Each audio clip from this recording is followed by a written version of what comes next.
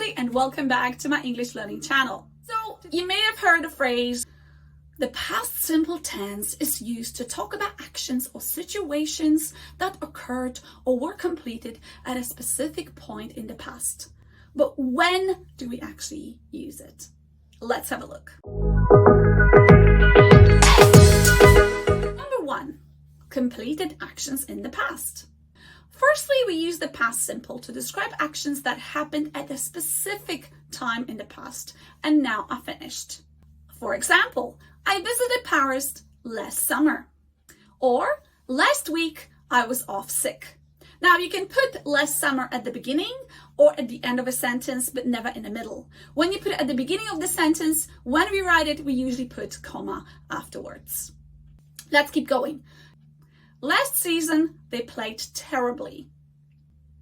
I had no breakfast this morning. Or, we got married on the 5th of March last year. As you can see, in all these instances, we have a specific time in the past and the action is completed. Let's move on. Now, we use the past simple tense to talk about actions that were habitual, meaning they were your habit. You did them a lot in the past, or they were regular in the past, even if they're no longer true.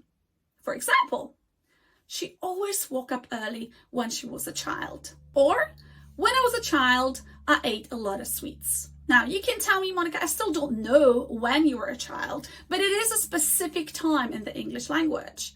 Let's keep going. When my son was a baby, he was not a great sleeper. During that time when he was a baby, he didn't sleep much. Or, when I was at uni, I worked part-time in a cafe. So during the time when I was studying at university, I had a part-time job in a cafe. And the last one, when I lived in Birmingham, I worked part-time in a shop. So in all these instances, we have a specific time in the past, but it's something we did regularly or a lot in the past. 2 or more past events that followed one another. Now, time passes, so we cannot do things in the same time. So we have to do one after another. And we use the past simple tense to describe a series of past events that happened one after another in a sequence. And it helps us to give a clear timeline of events. For example, first I cleaned up the house, then I did the shopping. First he did his homework, then he was allowed to play video games.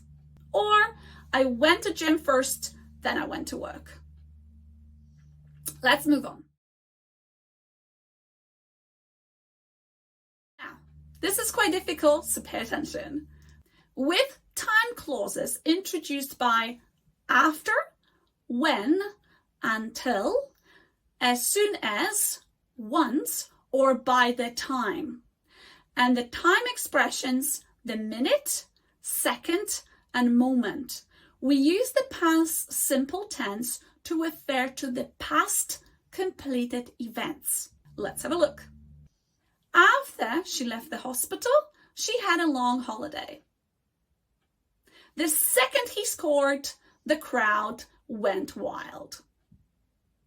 The minute I got the news about my job, I called my parents. Once I completed my application, I was able to relax.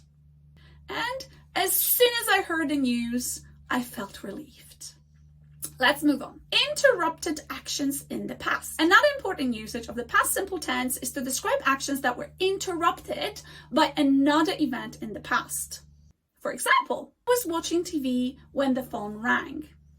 I was watching TV is past continuous tense, but the interruption is in the past simple. I was working when you called, so I couldn't pick up. I was in the middle of the meeting when he arrived. In all these instances, we have a different, usually longer action that is interrupted by a shorter action. And that shorter action is in the past simple tense. Lastly, we use the past simple to describe past states or conditions. These are situations that existed for a period of time in the past and are no longer true. For example, she lived in London for 10 years. She no longer lives in London. He smoked for many years. He struggled with gambling for over 20 years, but eventually managed to stop. I spent 7 years studying at university. I did. Or the last one, I always wanted to tell you how much I loved you.